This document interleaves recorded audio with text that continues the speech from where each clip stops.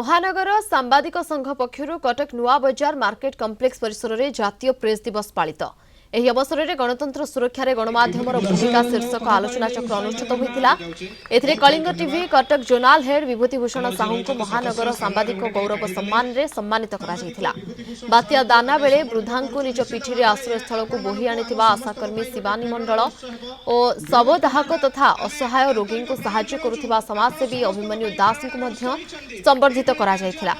ଜାତୀୟ ପ୍ରେସ୍ ଦିବସ କାର୍ଯ୍ୟକ୍ରମରେ କଟକ ମେୟର ସୁଭାଷ ସିଂ ଉଦ୍ଘାଟକ ଭାବରେ ଯୋଗ ଦେଇଥିବା ବେଳେ बारवाटी विधायिका सोफिया फिरदोस, सदर विधायक प्रकाश सेठी, चौद्वार कटक पूर्वतन विधायक प्रभात विश्वाल, भारत मसालार प्रतिष्ठाता सुरेन्द्रनाथ पंडा, शिक्षाविद डॉक्टर प्रभुचरण महांती और डॉक्टर सत्यरंजन चौधरी अतिथि भाव में जोग देथिले।